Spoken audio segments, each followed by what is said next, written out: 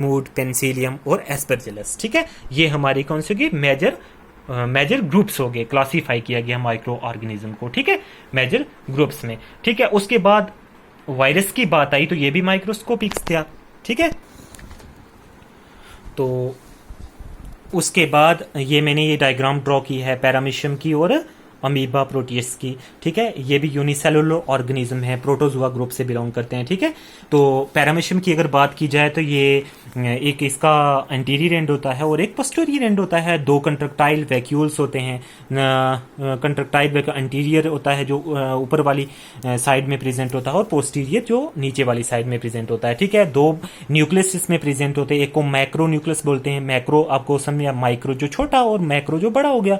ठीक है, तो ये नीचे अमीबा प्रोटियस की डायग्राम ड्रॉ की गई है जो किसकी है, माइक्रो ऑर्गेनिज्म की ग्रुप प्रोटोजुआ में। अब मैं आपको बात करूंगा disease like dysentery and malaria are caused by protozoa. ये डिजीज है जो काज करते हैं क्या, प्रोटोजोन्स काज करते हैं, एक डायसेंट्री और एक मलेरिया की है। Whereas typhoid and TB are bacterial disease. Typhoid और ट्यूबरकुलोसिस जो हमारी डिजीज है जो लगती है वो किससे होती है, बैक्टीरियल डिजीज है। ठीक है, बैक्टीरियल डिजीज। अब मैं आपको ये बताना चाहता हूं कि सबसे पहले तो माइक्रो ऑर्गेनिज्म कहां पर रहते हैं। माइक्रो ऑर्गेनिज्म में भी सिंगल सेल, मैंने बताया था दे में भी यूनिसेलुलर, एक सेल से भी बने होते हैं। ठीक है, तो पहला हो गया बैक्टीरिया और एल्गी और प्रोटोजुआ, ये क्या हो गया, सिंगल सेल्ड हो गया। ठीक है, सिंगल सेल्ड ऑर्गेनिज्म जिस एक सेल से बने होते हैं, है ना।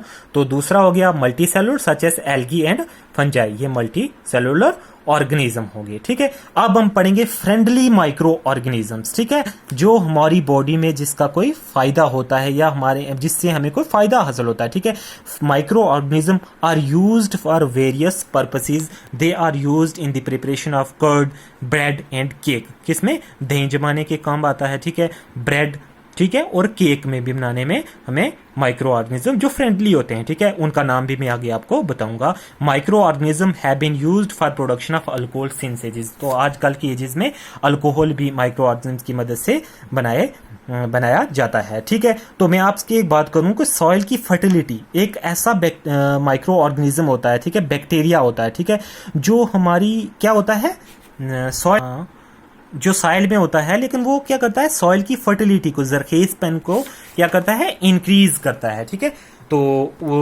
उसको राइजोबियम बैक्टीरिया उसको बोलते हैं। तो उसके बॉडी के नीचे लगे होते हैं ल्यूमिनस जैसे जड़ों के साथ लगे होते हैं और वो क्या करते हैं, नाइट्रोजन को फिक्स करते हैं। ठीक है, और they can fix nitrogen from air into soil and increase the soil fertility, और सॉइल की फर्टिलिटी को इंक्रीज करते हैं ये। और दूसरा जो हमारे curd contain several micro organisms of these bacterium, lactobacillus जो एक बैक्टीरिया है। ठीक है, promotes the formation of curds बनाने में मदद करता है। ठीक है, अब यहाँ पर आपको पता चल गया ना कि फ्रेंडली माइक्रो ऑर्गेनिज्म कौन कौन से हो गए। एक मैंने जो बैक्टीरिया बताया, राइजोबियम बैक्टीरिया बताया, जो क्या करता है, नाइट्रोजन को फिक्स करता है सॉइल में और उसकी फर्टिलिटी को इंक्रीज करता है। एक लैक्टोबैसिलस जो कर्ड बनाने में, और एक जो हमारे ब्रेड और अल्कोहल बनाने में जो यीस्ट होते हैं, यीस्ट और फंजाई उसमें ग्रुप में है, तो वो हमें हेल्प करते हैं। तो ये हो गए फ्रेंडली माइक्रो ऑर्गेनिज्म, जो आपकी टेक्स्ट बुक में लिखा हुआ माइक्रो ऑर्गेनिज्म एंड मेन, जो फ्रेंडली ऑर्गेनिज्म में कर्ड, ब्रेड और केक में इस्तेमाल किए जाते हैं माइक्रो ऑर्गेनिज्म। तो सॉइल की फर्टिलिटी को इंक्रीज करता है क्योंकि सॉइल में नाइट्रोजन को फिक्स करके। ठीक है, यहां तक समझ आ गई आपको। नेक्स्ट हम पढ़ेंगे medicinal use of micro organisms. ठीक है, अब देखो मैं पूरे चैप्टर में मेन पॉइंट्स आपको बताऊंगा क्योंकि वीडियो बहुत बड़ी हो जाएगी। तो medicinal use of micro organism जो होंगे वो सबसे पहले एंटीबायोटिक आपके नाम सुना ही होगा। ये केमिकल सब्सटेंसेस होती है जो क्या करती है, स्टॉप करती है ग्रोथ को, माइक्रो ऑर्गेनिज्म की ग्रोथ को स्टॉप करती है या किल करती है। ठीक है, these are chemical substances which kills or stop the growth of microorganism are called antibiotics। यहां पर लिखा हुआ the medicines kill or stop the growth of disease causing microorganism, such medicines are called antibiotics। ठीक है, उस medicine को हम क्या बोलते हैं, एंटीबायोटिक्स भी बोलते हैं। तो यहां पर मैं आपको लिखूंगा medicinal use of micro organisms. ये पकड़ो आप। यूज ऑफ माइक्रो, तो पहला मैंने नाम लिया किसका, एंटीबायोटिक का,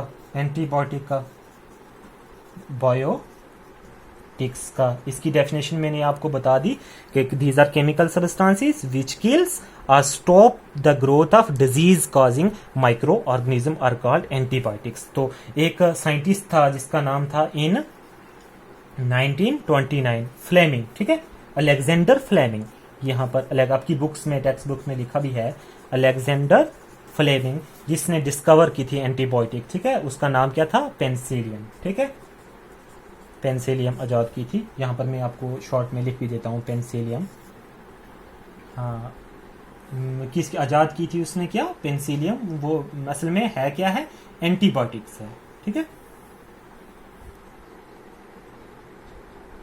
रोकना, एक मिनट स्टॉप करने यहाँ। इन 1929 अलेक्जेंडर फ्लेमिंग, उसने डिस्कवर की थी एंटीबायोटिक जिसका नाम था पेंसिलियम, PENICILLIN, पेंसिलियम, ठीक है।